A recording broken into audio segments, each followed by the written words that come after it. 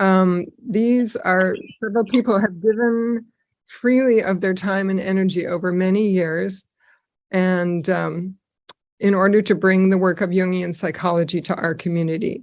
And I'd like to just take the opportunity tonight to acknowledge Penelope Tarasuk and Erica Lorentz, our speaker tonight, and Ed Tick, who we'll be seeing later in February, and thank them for their dedication and service. Our lecture series is powered by you and your interest and by your contributions, whether through our new admission options or a direct monetary gift, which you can make through our website. We welcome your participation in helping us with the nuts and bolts of running this lecture series. So please connect with me through my email, which is listed in the chat, if you would like to help us with flyering or consult with us on fundraising ideas, or if you have other ideas for ways to promote our mission in the community. In February and May, we'll be live in Seeley Hall on the campus of Smith College once again. Looking forward to that. And in January, our very next presentation will be a fairy tale guided. Angie Brenner will be guiding us through the fairy tale for that meeting. And I'm going to hand it over to Elric Walker to introduce tonight's speaker, Erica Lorentz. Thank you, Christine. Erica Lorentz is going to be presenting tonight Jung on Non-Ordinary States and the Subtle Body. Erica Lorentz is a Jungian analyst, a training analyst on the training board at the C.G. Jung Institute of New England. She has been an adjunct faculty member at Antioch, New England Graduate School of Professional Psychology and a training analyst with the Interregional Society of Jungian Analysts. Erica has been featured on Pacifica Radio and the Jung Platform. Her area of expertise is working with the embodied mythopoetic process in analysis. Since 1986, she has lectured and taught workshops throughout the US and Canada. She has served brilliantly for the past 10 years as president of the Jung Association of Western Massachusetts, and she continues her private practice in Amherst, Massachusetts. I will also add that Erica is presently working on a book. I've had the pleasure of reading some of the chapters, and I'm very excited for that to come forward. And now, without further ado, please welcome Erica Lorentz. Thank you. Thank you, Elric, eloquent as usual, and Chris, and all of the board members, and Andy, our Zoom host. And I just wanted to mention, when we go back to Smith, we will be hybrid. So you'll be able to do Zoom or come to Smith. Okay, so one of the things that's important is I have permission to present certain experiences of clients and colleagues and friends that have given me some material so that we can try to understand from inside what I'm talking about. I'm also throughout this, I'm going to be showing some of the paintings in the Red Book, Jung's paintings, which are really phenomenal paintings. And they're not in a particular order. I just put them in when it seemed appropriate. So let me light our candle to start. I always like to have a candle lighting.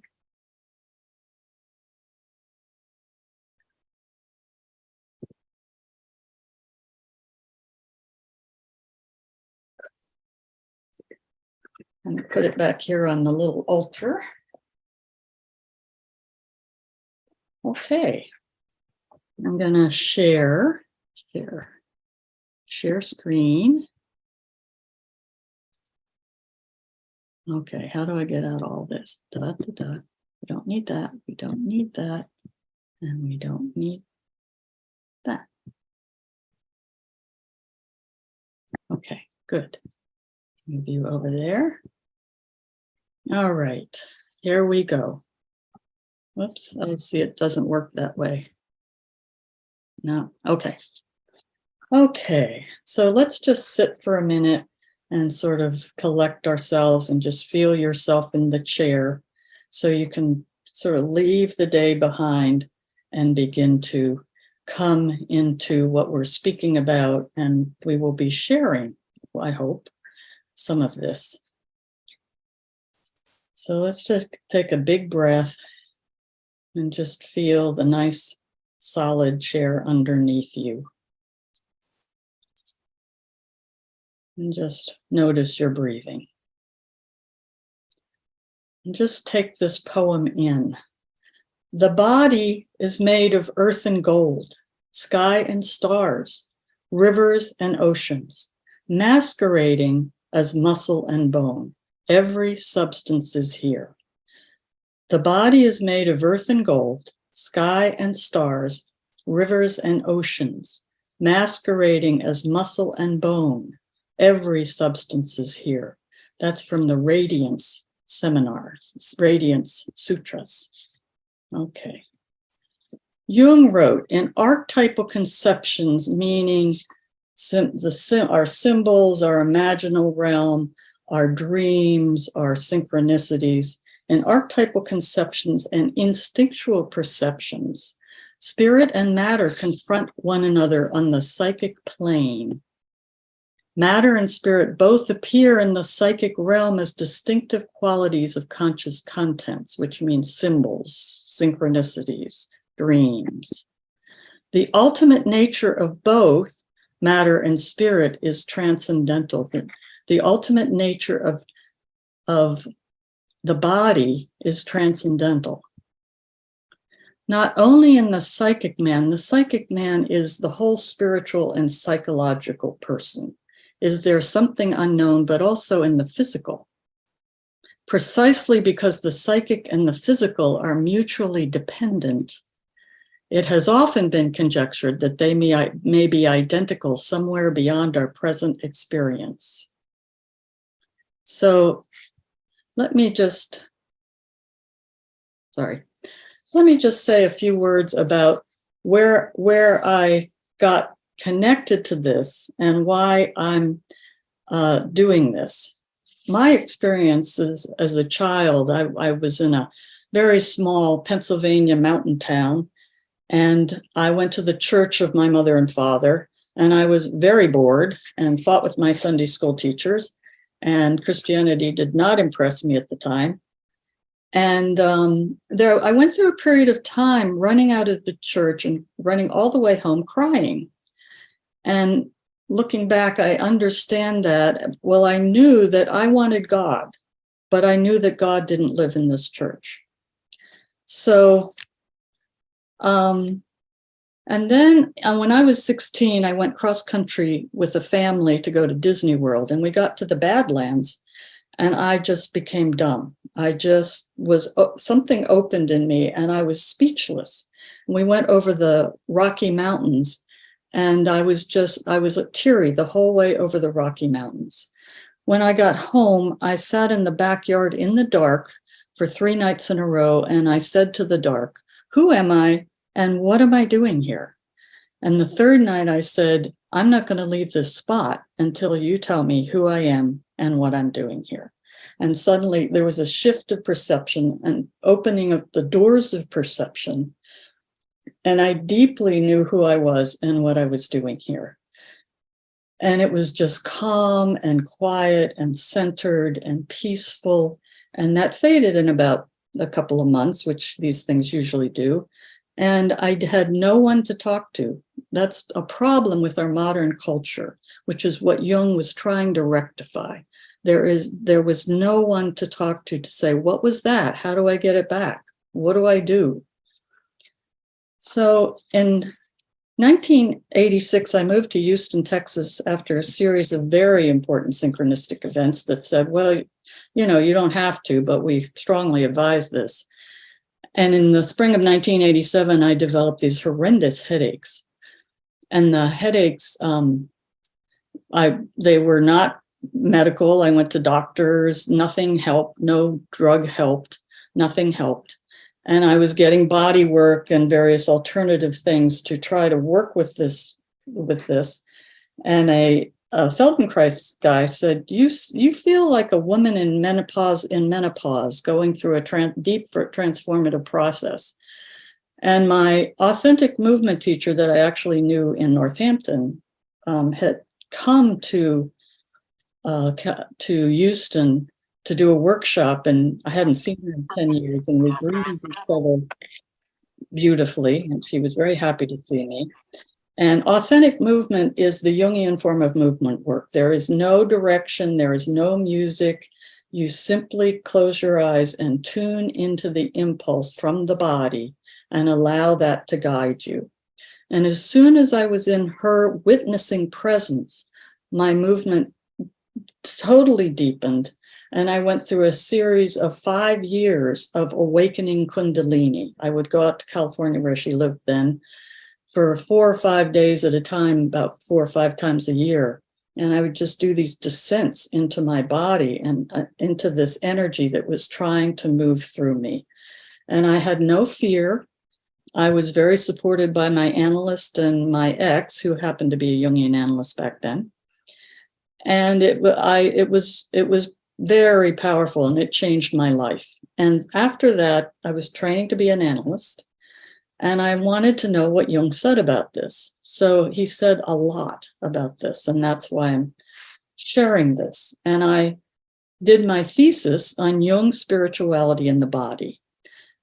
And while I was researching this and writing my thesis, many clients would come to me and say, I'm having weird experiences. And I would say, well, tell me your weird experience.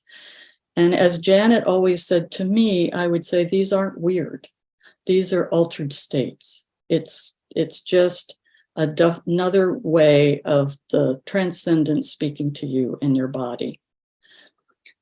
So I want to mention psychedelic psychotherapy because it's very important. It's very big. Tons of research is being done. Penelope has done a training program with it, and she's talked about it and will be. And it's amazing work. It's truly amazing work. It can really help some people who can't be helped in other ways. But that's not what I'm going to be talking about here, because for Jung, he didn't need psychedelics. He did not do psychedelics. He didn't need them. He did this from childhood. And we can also access the psychedelic realm, the mystical realm, the imaginal realm without psychedelics. And there are ways to do that. Some people, this is very easy. Some people, it's more difficult.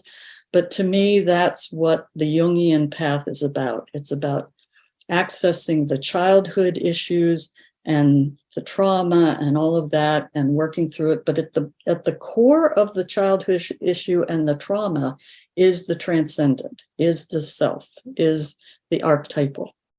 So there are ways to do this. Authentic movement, breath work, continuum, and working with dreams, active imagination, which is what Jung did. And we all have a religious function of the psyche. Every human being has a religious function of the psyche that is natural.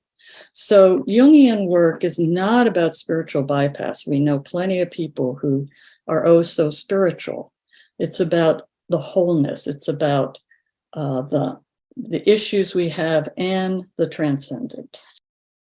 Nathan Schwartz-Salant says, this shift to an in-between realm known in pre-scientific cultures as the subtle body requires an active choice to leave rational consciousness so as to apprehend the nature and dynamics of the field. The field is the energy, we feel it, the imaginal, the energy, the emotion.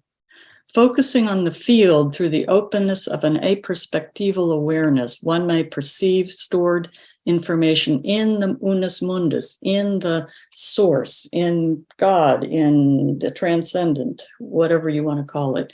Aperspectival awareness is when we soften our eyes, we soften our body, we are open to what needs to come in.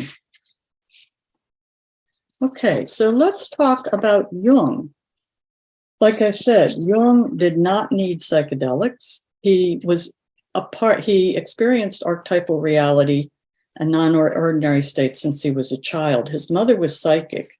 His father was a very poor pastor, and Jung was very disappointed that his father's faith was very simplified and rigid, and his wasn't. So I'm sharing this about Jung, and we will be sharing whatever we want to share, but we're not here to think of it, analyze it. I just want you to let it in and see what resonates, see what feels familiar or alien or whatever. Jung's first dream that he remembered was at the age of 4. He walks across a field. He goes downstairs into a cave. There's a red carpet. He crosses the room. There's a golden throne. And on this golden throne is a huge phallus. Now, the phallus is the spermatica, a masculine creative force. And Jung says he never totally understood this dream, but what he did feel that the phallus was partly, besides the spermatica, was this ancient god that he met in the unconscious, who incorporates the complexia oppositorum, the good and the bad, the complexity of God. So that was his first dream, not a childhood dream, an archetypal dream. Nature was very important to Jung. My small village, bathed in sunlight with the winds and the clouds moving over it, was God's world, so ordered by him and filled with secret meaning. Jung grew up Christian, and all of his life he tried to understand really what was the core, what was the underpinnings, what was the real reality of Christianity and all religions. He studied religions from everywhere. Shamanism, spirituality, mythology.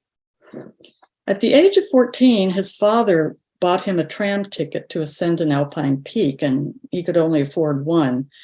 When Jung got up to the top, he was speechless with joy. Yes, this is it, my world, the secret, where one can be without having to ask anything.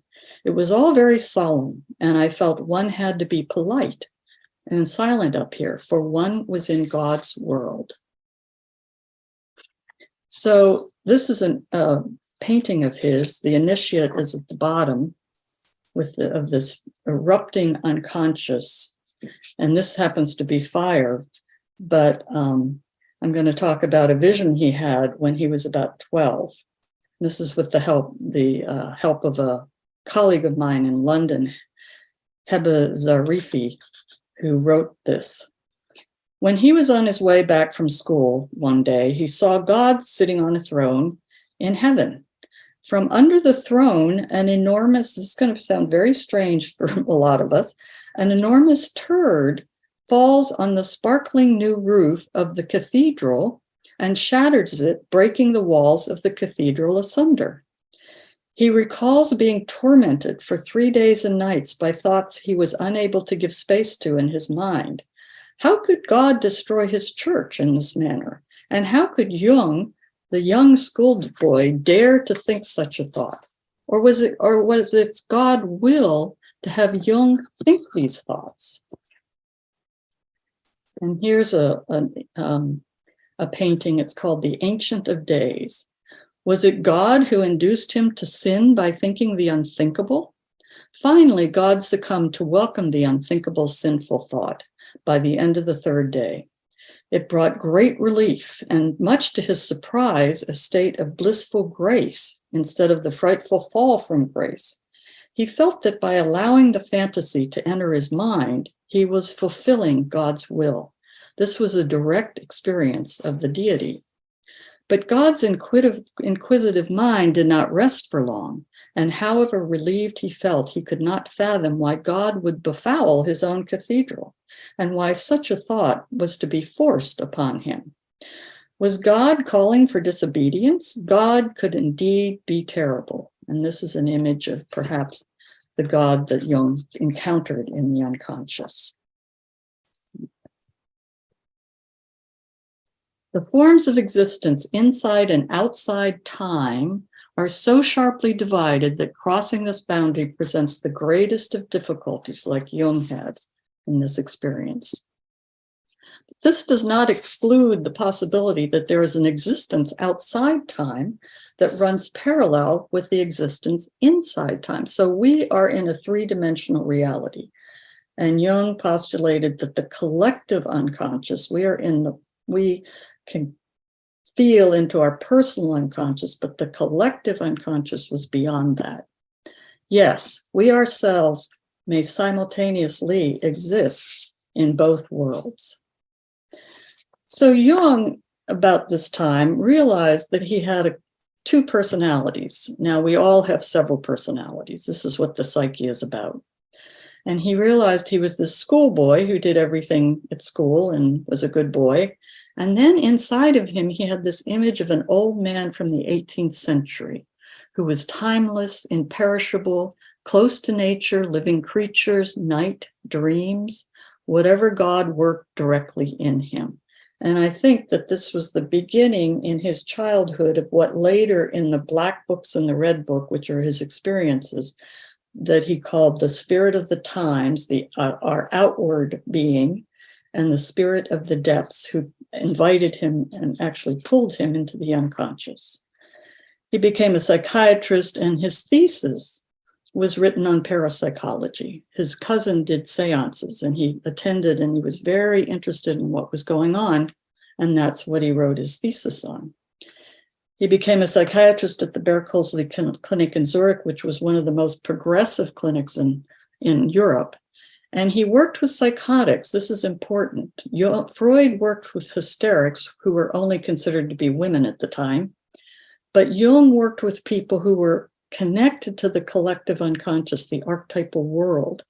And the difference between a mystic and a psychotic is a mystic knows the threshold. They can go into the collective unconscious, come out, and integrate what happened. A psychotic does not have the ego strength or the conscious awareness to be able to go into the unconscious and come out. In 1906, Jung met Freud, and they talked for 13 hours. I would have loved to have listened to that conversation. And their relationship only lasted 4 years.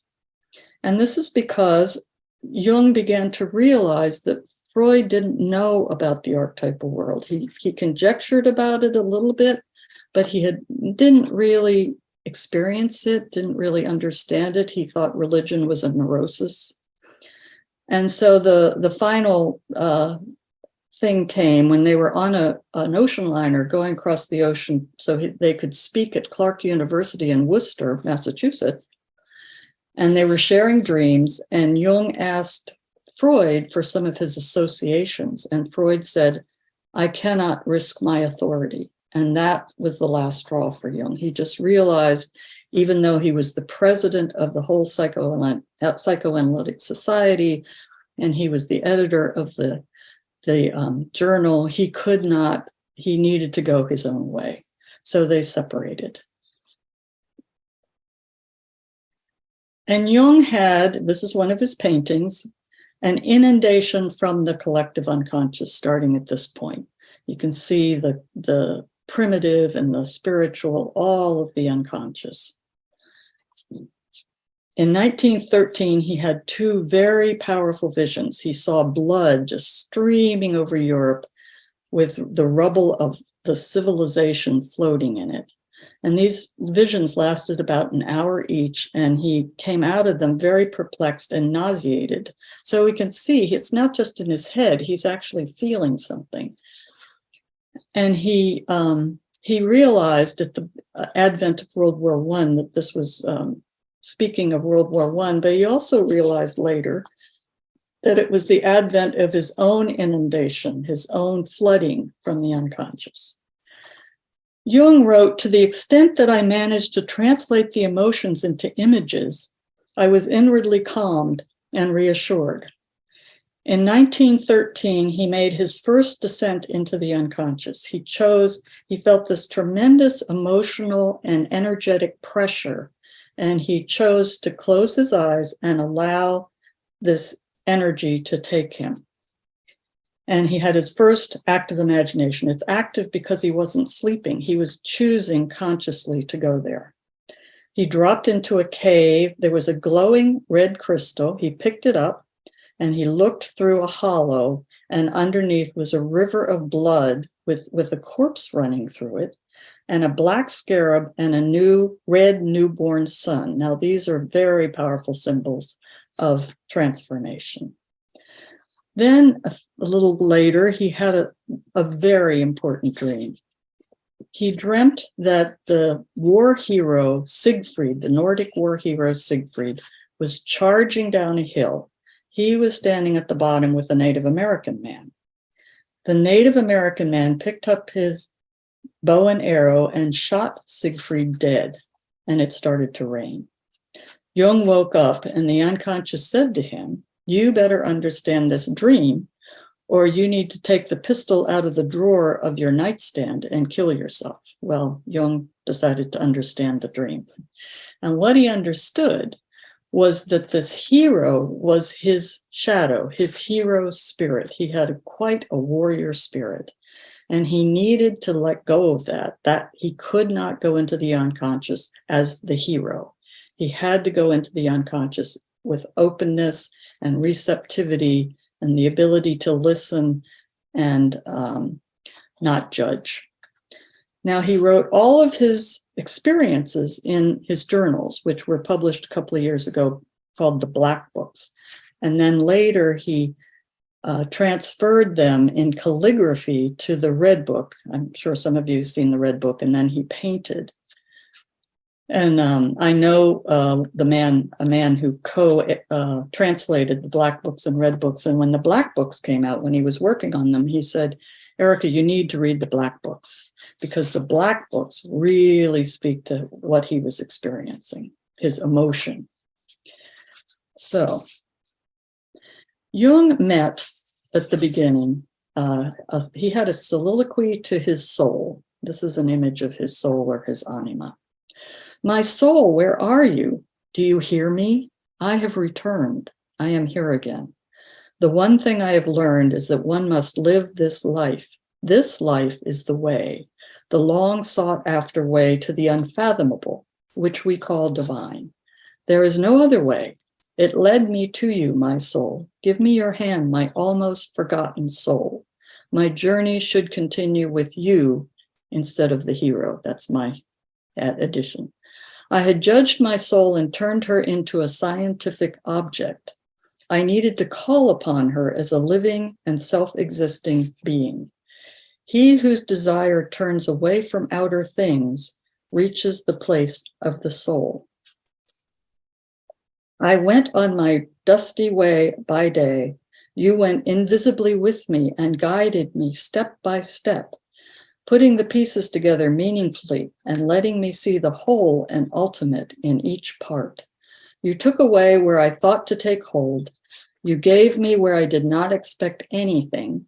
And again, you brought about fate from new and unexpected quarters. You upheld my belief when I was alone and near despair. At every decisive moment, you let me believe in myself. The soul knows her own way better, and no intention can prescribe a better one for her." This is a beautiful picture by Peter Berghauser of the soul. Jung wrote, "People do anything, no matter how absurd, in order to avoid facing their own souls. They'll buy things, they'll invest in the stock market, they'll look for power, and not have the slightest faith that anything useful could come out of their own soul. It is rewarding to watch patiently the silent happenings in the soul, and the most and best happens when it is not regulated from the outside and from above. I have such great respect for what happens in the human soul that I would be afraid of disturbing and distorting the silent operations of nature by clumsy interference." Now, Jung met many characters in the unconscious. Salome, his anima, and Elijah, who was with Salome, who was from the Bible. He met his child anima, his soul, of course. His soul was a major guide throughout the entire thing. And this whole journey lasted from 1913 to 1917. He met shadow figures, an anchorite, a red man or the devil, the death, the drunken man. He met a god from the Bronze Age. This is a painting, Izdubar, who he helped. He made him shrink so he could put him in his pocket. It's a wonderful story. And he met Philemon, the wise old man, his guide. When Jung went to India, he was talking to some gurus, and one of them talked about his own guru, and Jung said, but he died. And the guru said, yes, he did. He was an inside guide. And Jung then, that was confirmation that he had this inner guide. And Philemon, when Jung built his Bollingen Tower, this beautiful stone tower at the end of Lake Zurich, and his study was on the top floor, he painted Philemon on the wall, and underneath it he wrote, the primordial father of the prophets. Okay, I am going to share with you the experience of a friend of mine years ago, that we can see a modern day experience of this. So this is a man who was an environmental lawyer in California, he still is, and he was also a very devout Buddhist. And this is an authentic movement where, again, he's just listening to his own body. As I enter the movement, I think of the importance to me of knowing what's happening and where things are going. We can relate to that. What would it be like to live on the edge of the unexpected? As I lie on the floor, I feel the need to stretch different parts of my body. I extend and spread my legs, extend my torso to feel more space between my ribs, reach my arms out as far as possible. I feel my body lengthen and open. It feels delicious. I roll, stretch, and extend. I love this spacious feeling. I don't want to become entangled with other movers. As I move, I feel my body rising up from the floor to my knees. I reach to the sky. My body rises again to my feet like I've been picked up by a gentle, powerful, invisible force. I stand tall, my arms reach back, my head tilts back, and a deep, screechy, mournful howl rises up from me and out of me into the fullness of the room and the sky. It comes repeatedly and contrasts with other harmonious sounds in the room. The howl has its own power. It calls to the moon like the coyote in the night has called for thousands of years. It continues through the coyote and through me. I feel magnificent. Something has released in me. Welcome the unexpected in me. I move in the harmony of contacts with other movers. No struggle, no resistance. These are his reflections on this. My mind and body are often constricted by my need to control circumstances and be on top of things. The movement, especially the stretching and the howls, come unexpectedly and a surprise. It reminds me of my need to let go and listen for or await some deeper wisdom that comes through me from unknown places in my body. There is so much freedom and relief in the unexpected howl when I allow myself to be open to the unexpected and experience it fully. It brings freedom and release for me. It allows me to live more in the moment. This movement experience has come repeatedly to me on the movement floor. It also is recollected in my daily life and reminds me to let go, howl in whatever I'm doing, and reap the riches of the unexpected. I find that it allows me to be more at ease and grounded in my life.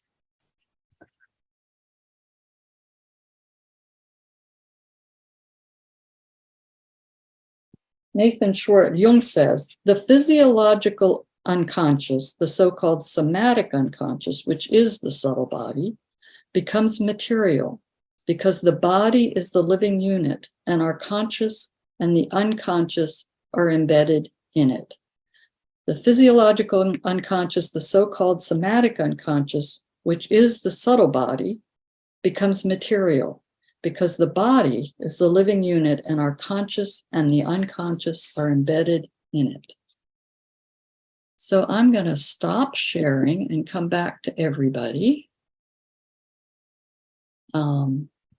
Let's see. And gallery view. How do I get rid of that? Okay. And I'm really curious about what people are thinking, what questions you have.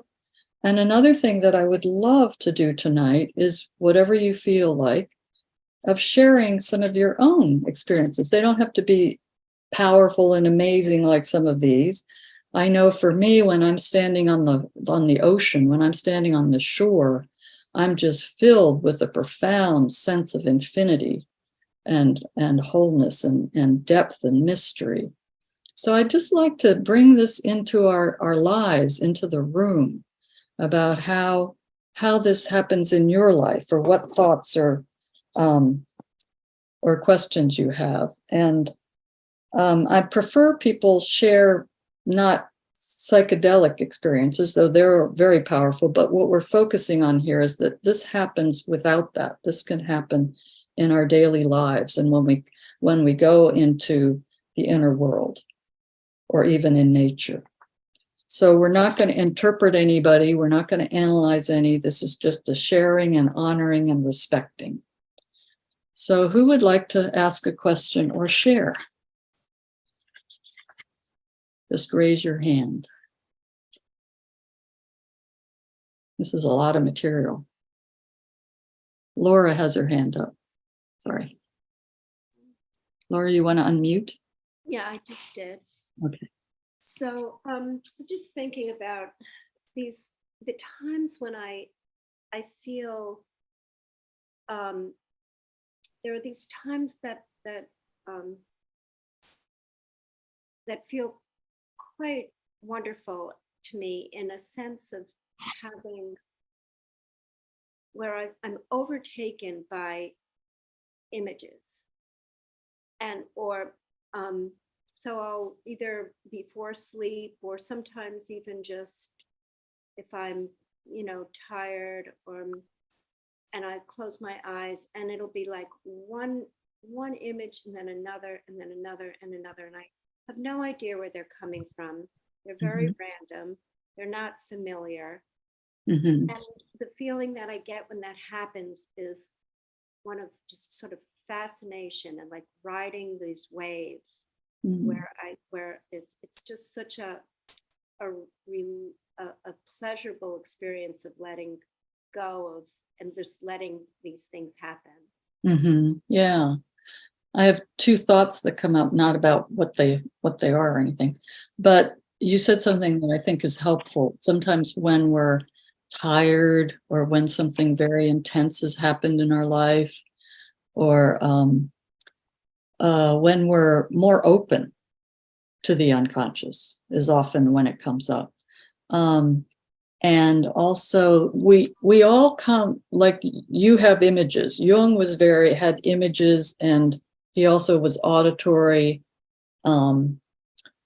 He was very visual and auditory. I'm very kinesthetic. I have more energy experiences. So we all have particular ways that we connect with the subtle body that are unique to our own. They're kind of our signature. So does that resonate with anybody, that there's certain ways that you entered into the unconscious more easily, or hear the unconscious, or hear the mystery? Yeah, Penny. Sorry. Yeah. Unmute Penny. I think I've been very distracted from some of my normal non-ordinary states by the election and politics and, the collective trauma. But on my visit to Seattle, when I spent time with my sons, I had a number of auditory experiences. And it was simply, I heard a voice that said, "This is heaven." And it was utterly simple. It was about being present to the moment There was nothing fancy about it whatsoever, but that voice came probably about 7 times where it was just, this is heaven. And that was very unusual. I don't usually get auditory experiences like that. Thank you. Thank you. Yeah. Darlene, you have, Andy, I'm seeing some people. So if you see people, feel free. Darlene, want to unmute? Yeah. Hello, everyone. So I find when I am in these moments, it's usually I have to be in like very quiet, serene environments. And I find that those disassociative states for me happens like when I'm in the mountains, at the beach. But what I find with it is that these spirit beings are attracted to me at the same time. And usually they come in the form of birds, for example. Like I recall one of these times when I was having this dissociation, I was on the beach of Puerto Rico and I was there for hours, and I had some black birds there. And I found them to be just very spiritual creatures where I was kind of aligning, transcending to this larger plane or spirit. So I think, these quiet, peaceful, serene moments is when it happens for me. And as of late, I find it happens also a lot when I'm sleeping and dreaming. And just last night, I had a vision of these very important people in my life, all came out in my dream, part of my inner circle. But the one person that was kind of in a conflictual way in my dream and in my personal life, who's very ill, did not come out in the dream, but the message of the dream was very clearly in words, it's in the past. It's in the past. So oftentimes these visions come to me, the subconscious, the unconscious kind of manifests itself and comes up to the next level through dreams and very quiet, peaceful, serene moments. Yeah, thank you, Darlene. Yeah, I just want to say that I don't see that as dissociation. I see that as subtle body. I think we're so into this dissociation thing that I don't think we know the difference. And in my work, I don't see dissociation as bad. I mean, we go there at times, but like you weren't just, you were aware, you weren't just totally out of it, So yeah, thank you. Joe, do you want to share? Want to raise an aspect a little different than the going into the subconsciousness or the unconsciousness, let me give an example, I guess, so I can build around it. But I was in Egypt inside the Great Pyramid, in the King's Chamber, with a group of people for a few days. We were allowed to stay there for 4 hours, from 12 to 4 in the morning for 2 days.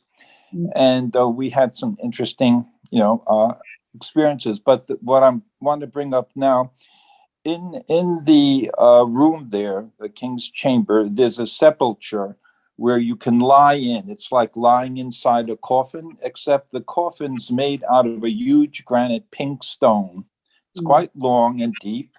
And the group took turns lying inside of it. And while we each had turns inside of it, the group, there was an opera singer there. There are a number of people who could do chanting. Where we went, we often did oming, sounds of vibration. When it was my turn inside that stone, sitting deep inside the stone, when the group chanted, I experienced a body within me rise up above me. And it was not at all anticipating that. It was not something I was saying, I'm going to do something. I was open to whatever would happen. And it was just an amazing experience. Just something inside of me, like my body, rose up. And when the chanting stopped, it came back in again. And I just want to give that as an example, put it in a bigger context. You know, in Egyptian religion, they believe there are two bodies within our regular physical body, the Ka body and the Ba body. Right. And I think this has often been a basis in theosophy, that there are actually subtle sheaths within our body. There's a subtle body, and within that subtle body, there's another subtle body. And I wonder to what extent Jung looked into theosophy, which is related to the Egyptian religions and things, that there actually is something, a materiality, other than our unconscious, subconscious, which can be created. One often hears stories of Tibetan lamas traveling with their subtle body, going places. There are instances of people who have near-death experiences and they feel their body actually leaves their body. They can report on the operations or things going on in the world coming back, and people say they have no idea how they could have seen something or done something because they were in the hospital room the whole time. So that's the one aspect I want to put out. Well, Joe, thank you. That's exactly what I'm talking about. Yeah, I mean, Jung knew about theosophy. It was around when he was doing his work. He also knew about Egyptian mythology. So, yeah, the subtle body is what we're talking about. Yeah. And it doesn't have to be so dramatic, too. I just want to say it's like birds on a beach, you know, that are very they're spirits. Yeah. Anybody else have? No. One more thing. Okay. Jung also wrote an introduction to a book of Chinese alchemy, The Secret of the Golden Flower, which is about the creation, the development within oneself of a golden body. So what I'm really trying to bring out, that we're talking about a different kind of materiality. It's not just a creative, active imagination of the subconscious. I'm talking about material substances that exist really, that are very rare to, contact in our society. But it's a different aspect of, I think, of what you're talking about. It's certainly about subtle bodies. Well, I'll get to showing you how they intersect. Yes, please. That's my question, really. Yeah. Thank you. That's a wonderful segue for where we're going, but let's stay with some other people questions and thoughts. Yes, thank you, Joe. Okay, anybody else? Anne. Yeah, this goes in a little bit the other direction, but when I was going through a certification program in movement studies, we had some authentic movement experiences, and then we had one that included creating a mask, and it was around Thanksgiving. So this was set up, not Thanksgiving, this was around Halloween. So it was set up as a ritual. We had to make the mask, be ready to come back with that. And we could buy part of it. I bought a template that was just, the over the eyes, the standard mask that also had kind of bird feathers, and it looked like to me a bird of prey. But I had to finish the mask, and I could not draw a mouth. I could not find any way to do that. And I ended up putting on it a cutout of a lion that covered the mouth, and then another one that was over the top. And the eyes on the lion weren't intense enough, so I cut out tiger eyes and put them on that. So that the lion tiger was over the mouth. And when I got into the movement experience, it was at night. It was set up with dim light. We had people kind of holding the perimeter of it. And we, of course, had a witness, which you have in that. And I could only get to the bird and couldn't get past that. And there was a period there where I just felt that my legs wouldn't touch the ground. And then all of a sudden, the level of frustration kicked in. And I dropped into a totally altered state. And I was that lion tiger. I had so much strength and so much power at that point. And I prefer vertical movement. I was out there. I was lunging and slamming the leg down. That's not what we usually think of as altered states or the more expansive state in the body. But it had the same sense of being, I was taken over by it, and it lasted for a long period of time. It changed my perception of observations of crystals in a museum, because we were also choosing crystals that spoke to us, and I kept going back and they kept changing very rapidly. It was a very transformative experience for me. I don't know that fits into subtle body. It does. It does. Okay. Yeah, absolutely. Like this man with the coyote. He was totally in it. He was immersed in it. It took him over. He allowed it to take him over, right? Yeah. And you were in an altered state. That's a subtle body. That's a non-ordinary state. That's a subtle body state. Yeah. Yeah. Yeah. Okay. Sarah. Hi. You might get into this in the next section. So if that's so, wait on the answer. But I guess I'm curious to know why some subtle body and altered state experiences are easier to integrate than others, because, hearing these and thinking about some of my experiences, they're beautiful and they're kind of rapturous. And then you walk away and just have nothing but kind of an awe or a reverence for what happened.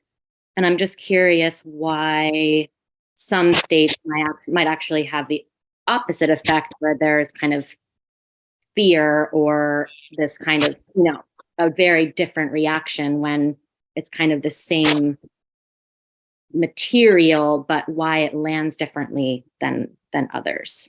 I don't know. Thanks, Sarah. That's a good point, because Jung's experiences were not easy. His experiences for those at least towards the end, he was used to going into the unconscious, and he was used to having these strange, very shamanic experiences, actually. But it was extremely difficult for many years for Jung. He managed to see some clients. But he wasn't as fully in the world as he was later. So these things can take over, and it takes that's very important, because I know people who do psychedelics. They go off on a weekend and they do psychedelics and they come back and, oh, that was a great trip. Well, that's what we used to do in the 60s and 70s. I took practically everything in the 60s and 70s, and I never had a spiritual experience. They were curious, they were interesting, but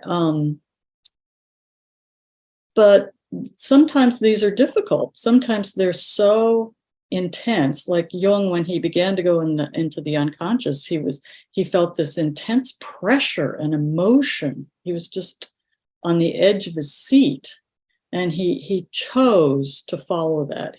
He was terrified. So sometimes it's easy, sometimes it's difficult. It sort of depends on where we are in our life. I think it also depends on how big a transformation we are asked to engage in. Sometimes we take little steps, sometimes we're just thrown into the unconscious like Jung was. Mm-hmm. But sometimes it takes a lot of work, and I think fear is a difficult aspect of that, because the fear shuts us down, Mm-hmm. Certainly, Jung was scared. So, yeah, just to reassure you that this is not all fun and easy. Thank you. Yeah. Okay, we have time for one more. Anybody else want to say anything right now? No?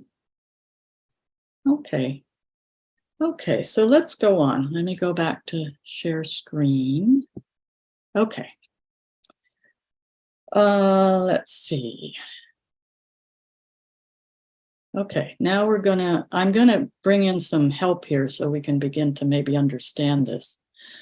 So I'm gonna talk about brain research, actually.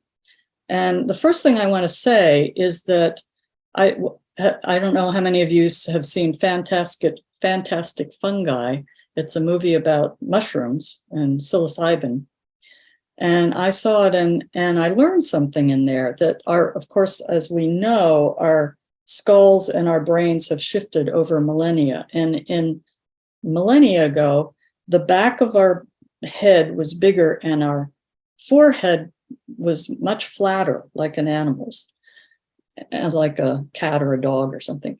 And then the back of the brain shrank, the back of the skull shrank, and the cerebral cortex, or the front, got bigger. And what scientists think, who have done this research, that the cerebellum, which was the part of the brain that shrank, was the part of the brain that helped us to enter into altered states, into non-ordinary reality. So that shrank. And then I want to bring in my favorite neuroscientist, Ian McGilchrist, who I talk about all the time. He has become a template for me of what we're talking about here. And as we go through this, I'm going to kind of focus on the right brain, because the right brain has more to do with the soul, the feminine, the heroine, and different kind of research. Western scientific rationalism is really focused on the left brain. And Jung was trying to bring back, remember, he grew up and did his research at a time when Western scientific rationalism was at its height. It still is in many ways, but physics came along at the beginning of the 20th century and began to question that. But anyway, so what McGilchrist did is he studied brain damage. What happens if a part of the brain is damaged? What happens? And he really developed and brought out the different perspective and the way the right and the left hemisphere look at and deal and relate to the world and the inner world. And what he realized, and Einstein said this too, that the right brain should be the master. That should be the foundation of where we make our deepest decisions. The left brain should be the emissary. McGilchrist would say the left brain should be the laptop. Like you have Einstein, who had these revelations of relativity theory. And then he would go to his mathematical formulas and he would work it out on the laptop through his left brain. So let's go through this. The right brain comes online at birth till about 18 months. It's the instinctual and the emotional brain. It has to do with empathy, social relationships. It processes emotions, particularly sadness. It is whole bodily experience, the whole body image. It's implicit nonverbal communication. Only 7% of communication is words. The rest is posture, gesture, energy, intent, tone of voice. We all know that somebody can say something, the same thing in a different tone of voice, and it means something totally different. It has to do with context, gestalt, the complexity, meaning, deep meaning. And this is important. It holds ambiguous possibilities without interpretation. It loves paradox, and it mediates over a long period of time. The right brain knows the duration of time. The left brain is stuck in the here and now. It prefers novelty, uncertainty, and it loves the symbolic. It looks for individual uniqueness, and it is holistic. So the left brain, now they're both important, develops around 18 months. It's about separation, me, the ego. What are my needs? Detachment. It sets aside affects. We learn to deny, which can be important, particularly this happens in trauma. It splits the body and the mind, and it has to do with anger and the predator. Now, if we think of when we had to go hunting, that predator was a particular way of really focusing and tuning in. And if somebody is constantly in anger, then they are stuck in the left brain. It has to do with explicit, describable language. This is a cat, this is a laptop, this is a glass, this is whatever. But the right brain has to do with the meaning. It has direct, focused attention. It analyzes, organizes, categorizes, and it's hierarchical. It abstracts, conceptualizes, manipulates to bring control and resolution. it gets stuck in fixed ideas. It wants to know what it knows. And it has trouble saying it doesn't know. It lacks discernible, discrete, literal meaning, literal ideas, and it's short term. And so we see here where any fanatical idea is really very much the left brain. And the left brain can't think of outside of its own box. It gets an idea and it builds on the idea and it keeps building on that idea. It can't bring in other possibilities. And it's about the explicit worldview. So this is one of Jung's paintings. He wrote, physicists today in general, this is Marie-Louise von Franz actually. Physicists today tend to regard the entire material universe as a cosmic dance of energy. David Bohm, a physicist who talked about the implicate order, which is the source, cosmic consciousness outside time and space, and then the explicate order, which is about our time-space continuum, our reality, has outlined a projected model of the collective unconscious. This new image of the physical world can very well be associated with Jung's hypothesis of a single energy, which physically appears to be enfolded in space-time, but coexists psychically as pure, spaceless, timeless, enfolded intensity. So here, as Joe was talking about, we're beginning to see this relationship between energy enfolded in space-time and also timeless. So let's talk about the Sufis, because Henry Corbin was a Sufi professor in Tehran. He was a colleague of Jung's, and this is where Jung got the term subtle body. Henry Corbin was a Sufi scholar and probably really a Sufi in his philosophy and his inner being. He says, Iranian Islam preserved the objective existence of the intermediate world. This is the mundus imaginalis. This is the world between our three-dimensional reality and the cosmos, the divine God. This is where the mystics, and when we go into an altered state, this is where we go. It's between it's in subtle body between this reality and outside of space-time at the same time. The world of subsistent images, alam al-mital.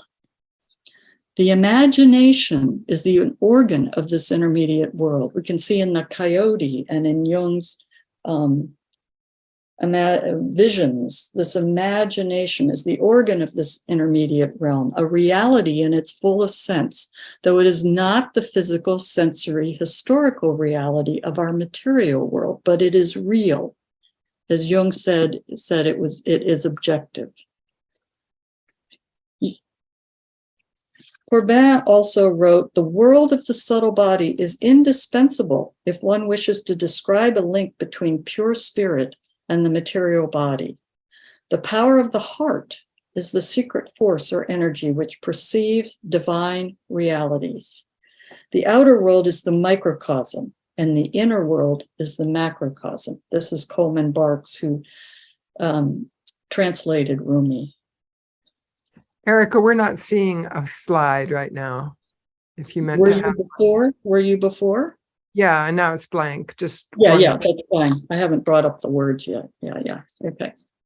So Jung said about the subtle body, it must necessarily be beyond space and time. See, it's hard to talk about this. It's hard to define it. Every real body fills space because it consists of matter, while the subtle body is said to not consist of matter, or it is matter so exceedingly subtle that it cannot be perceived. We feel it. It's an energy. So it must be a body which does not fill space, a matter which is beyond space, and therefore it would be in no time. When we go into these experiences, whether it's in Egypt or on the shore or in the unconscious, in the inner world, we're outside of time. time seems irrelevant. We might have an experience and we think it's just been a minute and it's an hour. So it's timeless. It is beyond our grasp per definition.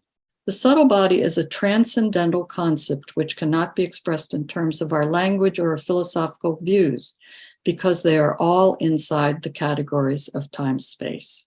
So we're in the body and we're out of the body. So there's sort of like an umbilical cord, maybe. When you think of a mystic like Teresa of Avila, I love that statue of her where she's just in an ecstasy. She's still connected on some level to her body, but she's not. Okay. It might be that the psyche should be understood as an unextended intensity, and not as a body moving with time. One might assume the psyche gradually rising from minute extensity, that means our body, to infinite intensity, transcending, for instance, the velocity of light, and thus e-realizing the body. Joe, that's what you were talking about. It's the body, but it's e-realizing the body. It's a subtle body. Okay. So let's talk, as an example of this, let's talk about one of Jung's experiences. Jung went into the unconscious and he met his anima Salome. And Salome was blind. And he says, then a most disagreeable thing happened.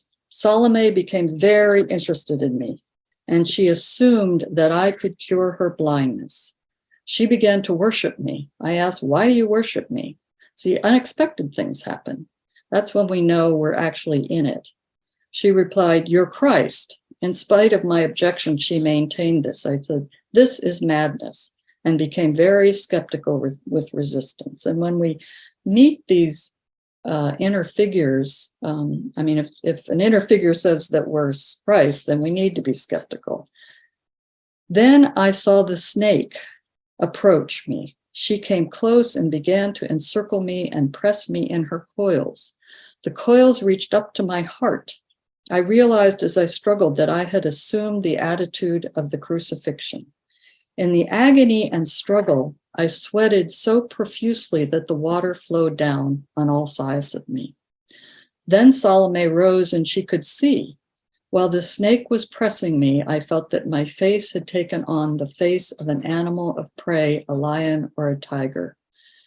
Now this is, we can see that he's really in this experience because he's sweating and he's skeptical. He's conscious and he's totally allowing this to happen. Now, one thing that's interesting is Salome, his knowing of Salome is the Salome in the Bible, who was connected with the beheading of John the Baptist. Now, Salome was framed by the Catholic Church like Eve and Mary Magdalene and Lilith, and she was actually had nothing to do with John the Baptist. She was actually a very devoted and beloved disciple of Christ, and she preached. All women were equal in the early church. And she was at the resurrection with Mary and Mary Magdalene. So my little fantasy when I read this experience of Jung is like, well, maybe he healed Salome's somehow. Maybe Salome's blindness got healed, and maybe Christianity got healed. That was just my little fantasy. Okay. Marion Woodman writes, the subtle body denies neither psyche nor soma, but brings them together in a tertium non datur, a third, which holds the physical and the psychic tensions and acts as a catalyst, releasing energy to both sides.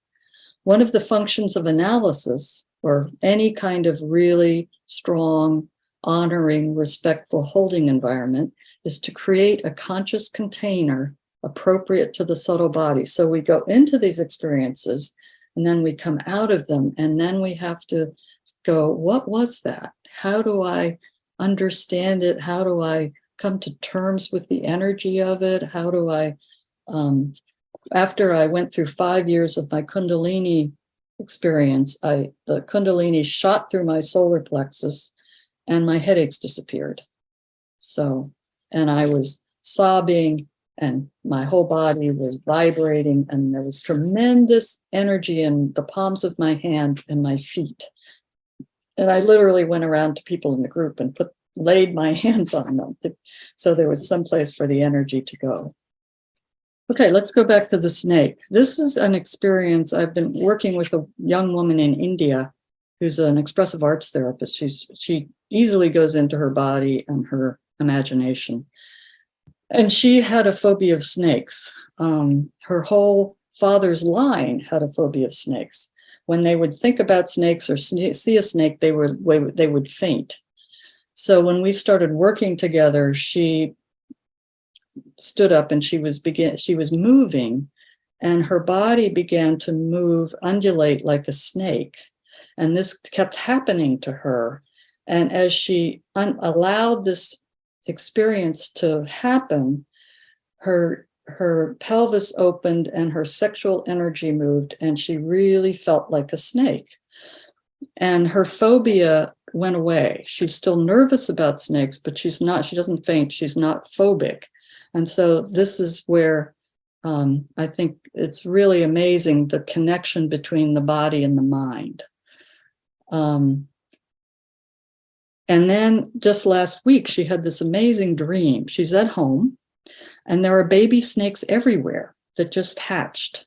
I'm scared and on the furniture and afraid to put my foot down. I feel creepy and creaky.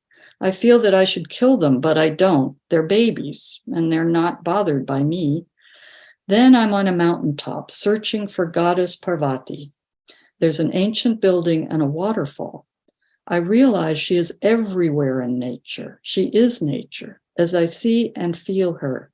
Then there is a little bead, a small seed of golden light, shining tight outside my chest in front of my sternum. And in the dream, I'm supposed to walk into this little bead of light and let it occupy me. It wants to join my heart. So in her active imagination, she allows herself to go into the dream and walk into the bead of light. And she's in a beautiful, subtle body, non-ordinary, altered state.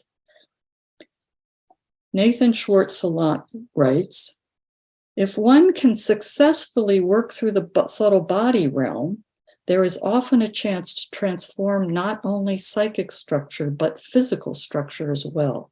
See, these are not separate. Mind-body splitting can mend when the subtle body realm is successfully encountered, like my headaches. Come on. Why is it not going forward? Okay.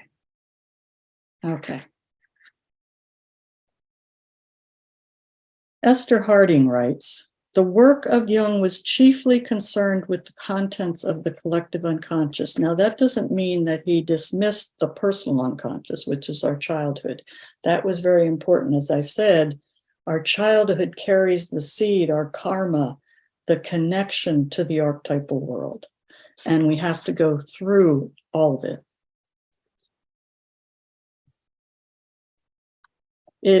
Jung has demonstrated that it is only by coming into direct relationship to the superordinated values of the archetypal world in their numinosity that the individual can realize, make real his true individuality.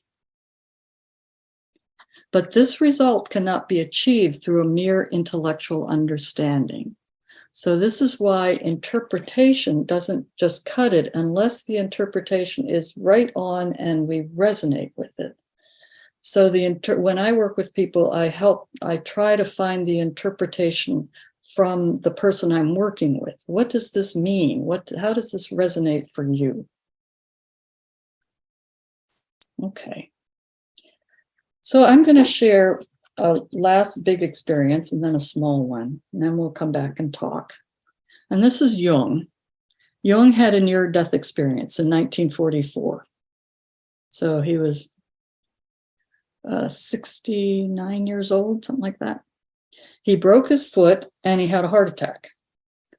So he says, it seemed to me I was high up in space, Its global shape was plainly distinguishable, and its outline shone in a silvery gleam through that wonderful blue light.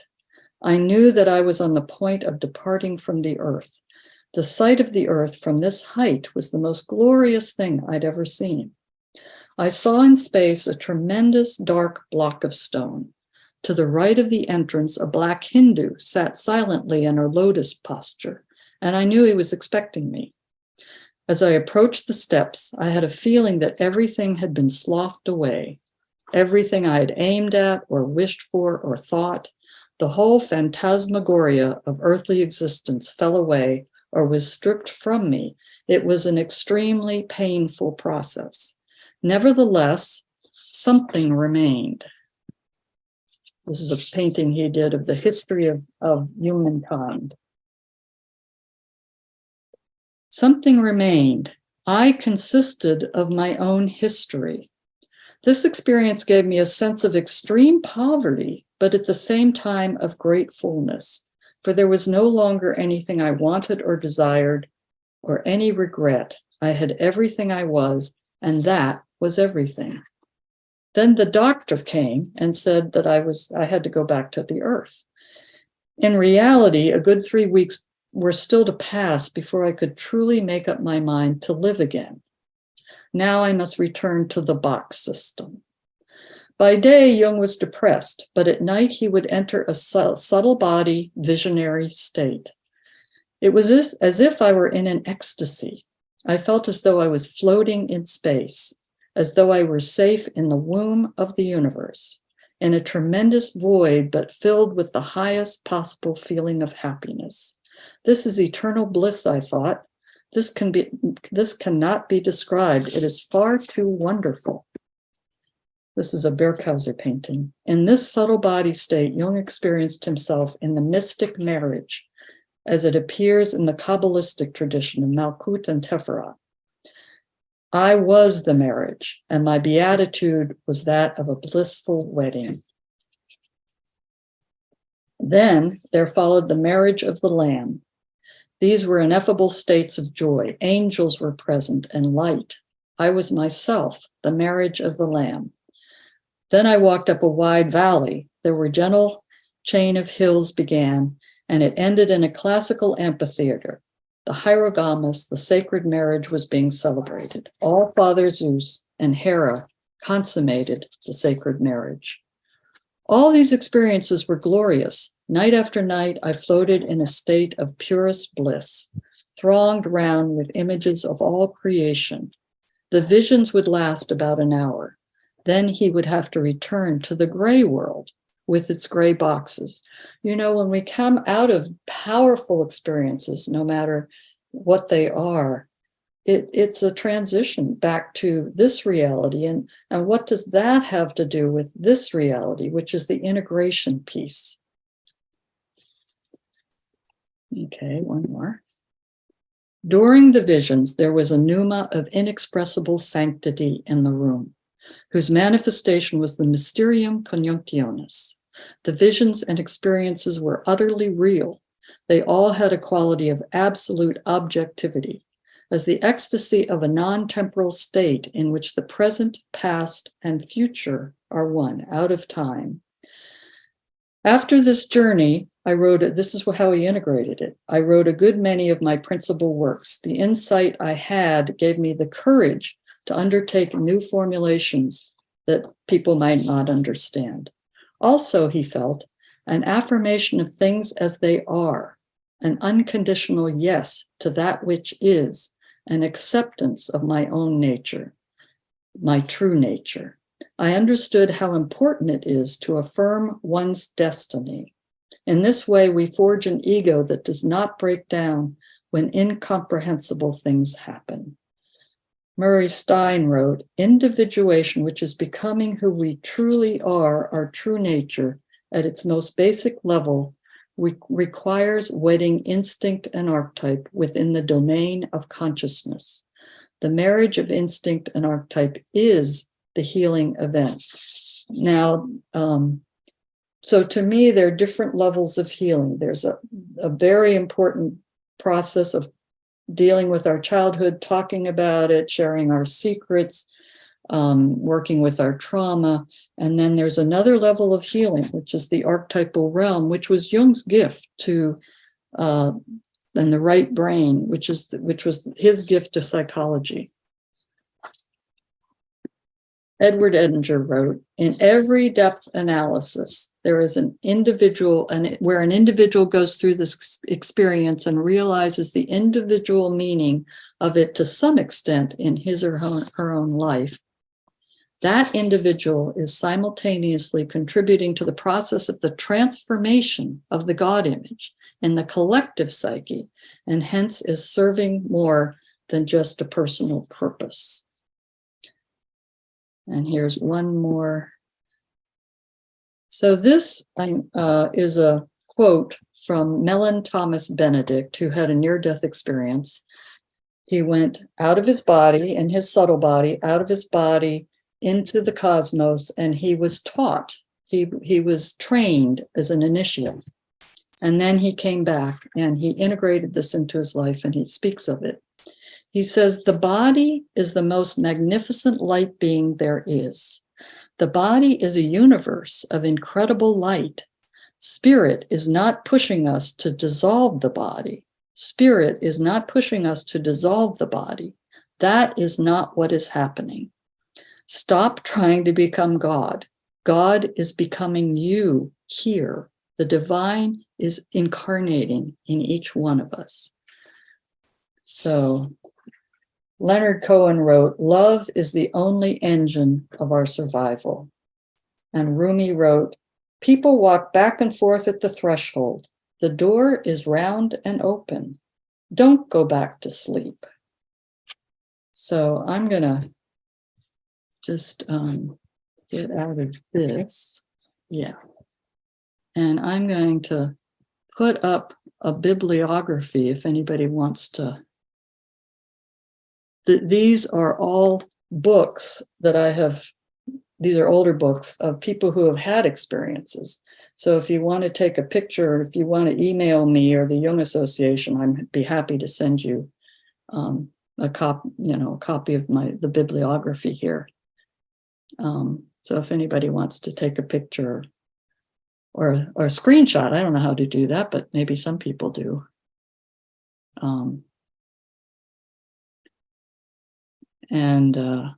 And I just want to scroll down a little bit. Here are some films that I think are quite amazing that speak to this whole phenomena. Now, when I would go in, I have been known to go into deep experiences. Mine were mostly energetic. And when I would come out, several times I would come out of them, I'd get in my car and I'd run a red light. So we have to know that there is a threshold, and that when we go over it, we need to take care and fully come back into our body. So, okay. So if I'll give you a few minutes here, just to, if you want to look at this or take a picture or whatever. There are other ones. These are ones that I felt were really solid and not just kind of new agey. So, and you can contact me if you'd like some more. All right, here we are back again with time to share. I'm really sorry about the technical stuff. I didn't realize, that it would take us to the end. Anyway, okay. Who would like to ask a question or share something? This has been a lot of material. So Joe, I hope you could kind of see how the subtle body and the mystical and the imaginal, the mundus. I love the word mundus imaginalis because it's like a world where we go to experience these things. Would anybody like to ask a question or share anything? It's Joe. Can I just say, I still feel there is a differential between altered states of consciousness in which you have expanded consciousness and great imaginal experiences, but can be other than actual subtle bodies that can be projected outside, which there are many accounts of this. Read the book, Michael Pollan, How to Change Your Mind. There's a whole list of things where people have left their physical body, traveled with their subtle body, an actual body, and even it's just of a different materiality. It's of a different level of materiality, but it's an organized materiality. And so I would call that a subtle body. I would call all these other experiences altered stage of consciousness, very varied altered states, but all of them, even a Kundalini experience, I wouldn't, why would that be called a subtle body? It's a transformation of energy within the body, but not necessarily a separate body. But you're in a subtle body state. When I was in that Kundalini state, I was doing things with my body that I could not have done in ordinary reality. So to me, Joe, it's kind of a continuum. You have lesser experiences, that you're fully aware of your body. You might go into a mystical experience like John the Cross, Rumi, Teresa of Avila. You might have a near-death experience where you actually go out into the cosmos. People travel in their subtle body, right? So to me, these are all speaking of the same thing, but on different sort of a continuum. That's the way I see it. Yeah. Okay, let's see. Anne, I think you had your hand up first. So I think Linda Mary was ahead of me. Oh, Linda Mary. Go ahead, Linda Mary. Okay. I find all this stuff very strange indeed. And this is why I attended, to try and understand more. It's not that I'm a stranger to mystical thing, because I read the mystics, I do contemplative prayer, I've had ecstatic experiences, it's not that, but I just can't get this subtle body idea.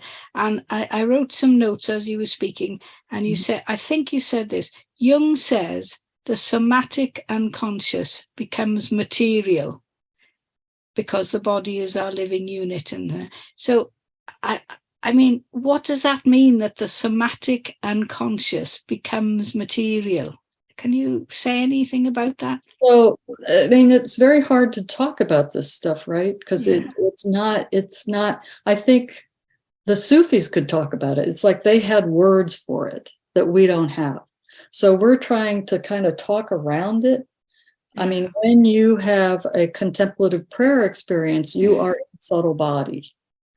So you're beyond your body, you're in a state of openness, perhaps, or vibratory, wonderful, blissful feeling, or bigger than you are, I have it in nature too. In nature, yes. So I don't know. I mean, again, it's sort of like sometimes when I'm in a energy state, it's just a gentle one, and I'm just aware of my body and aware that I'm out of my body and in my body, and everything's sort of vibrating. And then there are times like with this Kundalini awakening, when it shot through my solar plexus, where I was just totally in a bigger state of expansion and vibration, and this powerful energy was just coming through me. And then you get to mystics who are just not really aware of the body at all at that particular time, right? And they have to come back in. Yes. So it's hard to talk about. It's outside of our time space, because you're not really aware of time. I have to put a timer on to bring me back at times, Yes. And that's one thing that the witness does. The witness in authentic movement keeps time and tells everybody, okay, time to bring your movement to an end. So it's uh, so it's inside, it's this intersection, I think, for me, between the body and the cosmos or God, and the sort of this in-between place. That's Okay. kind of, yeah. Does that help? Thank you. Okay. Thank you. It does help. Yes, thanks. Anne. Yeah, I was. Well, let some other people. Yeah, go ahead, Anne. I was so happy to see Anne Yulanov's book, Attacked by Poison Ivy, on the list. And that was a deeply meaningful one for me, because I think in our childhood and also throughout, whether we're a dancer or whether we play sports or whatever we do, our feeling is that we should have the body under control. And when the body is controlling us, there's a sense of helplessness, I think, and frustration there, and that duality, or that who's in charge nature that we set up for ourselves. I think Anne Yulanov's spoke beautifully, talks about her struggle and her way of dealing with the horrible attacks of poison ivy, and its meaning for her, and what it took for her to no longer, be incapacitated by that. Yeah, and that's the amazing thing, isn't it? I mean, these attacks of poison ivy were horrendous, and eventually she worked through it in some way in her psyche soma, in her body, somehow coming to grips with something, and she wasn't so susceptible to it. Yeah, it's fascinating. Okay, who do we have next? Leon, you haven't spoken. I just unmuted myself. So I'm just first participant, first time. Peter invited me as I'm challenged to get on. Thank you for saying that. Yes, and as I was reading you literature, scanning your resources, I found Malidoma Somé there. So Malidoma Somé, all my, I study with Malidoma. I have all his books.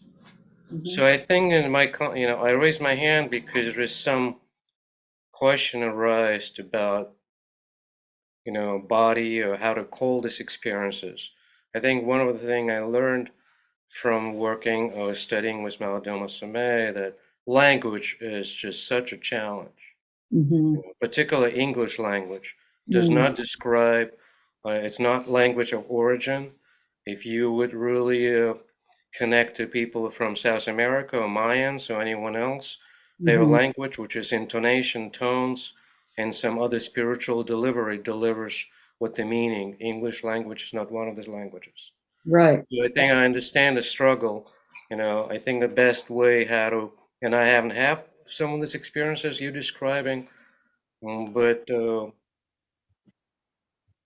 all of that is actually experiential, and all of it is not describable through language. I mean, whoever experienced some of that, I agrees to that. Now, another component I wanted to add from my experiences is, at least what I learned, precursor to this experience is ritualization, ritual. And ritual could be form of prayer, or any other kinds of movement or body movement. So all these experiences seems to be, has a consistency with entering in space of ritual, and then something happens. And of course, if its energy get hold, properly and everything. Just another thing I wanted to share, because I think you mentioned, today I just came back from being on a beach in Rhode Island. That's like one of the best ritual I can do for myself once a while. So whoever stood by the edge of the ocean and look at the ever-changing time and space with sun setting, just another ritual space to, and then imagination comes in. Then one experiencing some kinds of imagination, because I think another word I wanted to use is awakening. Yeah. That word awakening to some state is also a significant word to these experiences. And I'll stop right there. But I like your presentation. Thank you. And Yeah. it's a lot to say. Yeah. I mean, what's sad to me, like what my experience at the age of 16 was an awakening. It was sort of my first real conscious awakening. And I had many awakening experiences after that. But the sad thing for me is, as you said, the English language is really a kind of a left brain language. And the right brain, with the intuition and the embodied states and the emotion and the energy and the ability to tune in to other levels is it's another thing I would just want to bring to add to it. Language which is incorporate tonality, like singing. It's another way how to deliver, ritual, that can change things with that language. Absolutely. If it's introducing some melody, and all religious practices knew it. They understood that this singing, either you go to Jewish prayers or cantor singing, it changes everything. Or rhythm. Or rhythm, exactly. Drumming, it's another way. Yeah, indigenous cultures know this. Exactly. This is not new to indigenous. The last thing I wanted to say is just it's question, because everything what I heard today, I've done different studies. Shamanic journey, for instance, was my alternative work. So how do you, I guess, I don't know your background, but how does one intellectualize shamanic experience? I guess that's my question. Well, I don't think you do. I mean, to me, Jung had a shamanic experience. He went in and he encountered all kinds of strange and different creatures and parts of himself and wise old men and the devil and death. And to me, this is shamanic. This is a shamanic aspect. Yeah. And I think, like I said, when I was a child of the 60s and 70s, and I did every drug there was. And I think one of the reasons I didn't have a spiritual experience then was because it wasn't set and setting. Back in the 60s and 70s, we just did it. But I think if there had been set and setting, I would have had a different experience. I mean, I didn't need psychedelics to have experiences, but yeah. Andrew. Yeah, I'm thinking about how this is beyond words, and also I'm just curious: is it observable? If I could play with that question for just a minute. Jung is at his easel painting. Jung is walking by the lake. Jung is chiseling a stone. The observer sees Jung is up in the middle of the night. Jung is weeping. Jung is writing. The observer would see those things, but Jung himself comes back from a journey and reports what happened in the full array of experience. So what the observer from the outside has a sense of is pretty blunt compared to the self-report of the experience. Sure. Well, I think that's right. I mean, when I'm with somebody who's going into a subtle body state, I don't know what their journey is, but I can sense. That's where the right brain comes in. That's where we have lost this ability to be in the presence of and sense into and open to my own images as a witness, my own images, my own body sensations, which tell me a lot about what's happening in the other person, even though I don't know exactly what their story is until they come out and tell me. But I can tell when they go into subtle body. But we can't, this, as Leon said, this has to be an experience. If you haven't had any inkling or experience of this, then you don't know how to see it. Your body probably isn't open to it. or it might be, and you're just going, I don't know what's going on. I don't know what's going on. So that role of the witness relates for me to the intercessor role in indigenous communities with Vision Quest. Right. Yeah. And I think the witness is important because the witness sort of holds the space. It can be an inner witness. And when you learn to do authentic movement, you learn to develop your inner witness so that while you're going into experiences, Jung was conscious that he was going into experiences, but you're sort of in and out, and the deeper you go, the less here you are, right? Yeah. Okay. So let's see, Sarah, do you want to, or Darlene, I don't know who's first, but Darlene had her hand up first. Darlene, thank you. Thank you, Sarah. I was wondering if it's possible to have an outer body experience within a dream, almost like entering a realm within a realm. And the reason why I asked that is because I have this reoccurring dream that comes up on occasion of a young girl who's 7 or 8 years old. And when she appears in my dream, she's the only thing that's moving in the dream. Everything around her is frozen. Time is frozen. There's no movement, no life. She's wearing a sundress, like a yellow, bright sundress, and she's hopping along in the neighborhood, and she's the only thing that's moving. It's almost like she's within her own realm. And I find that to be just very strange. And I don't know if that's an out-of-body experience within another realm. Well, I think there are many different kinds of dream states, but yes, you can be awake in dreams. There can be different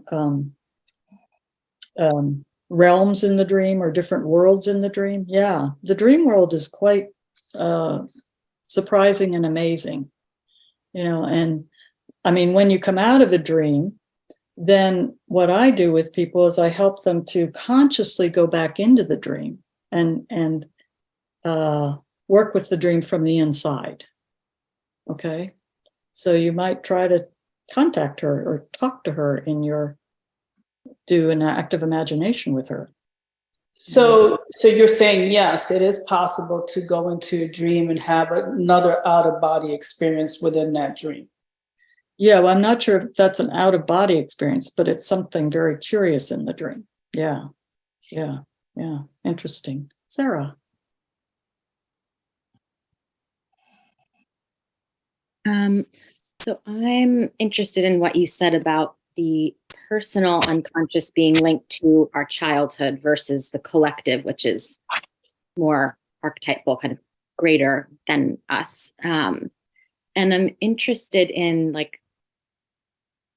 would you say there's a difference in the quality of having a subtle body experience in the personal unconscious versus and this is, I'm not familiar with them, but would you say that that there would be a difference in experience if you're experiencing kind of a subtle body or altered state in the personal versus in the collective? It seems like the personal might be more of trauma or what someone might call dissociation versus a collective, which to me feels like more of willfully or going into kind of a some kind of a journey. And it seems, if there is that difference, it's interesting to me that maybe you don't have as much of a choice about entering into the personal unconscious in terms of trauma, whereas you do with the collective. So I don't know if that makes sense, because my mind is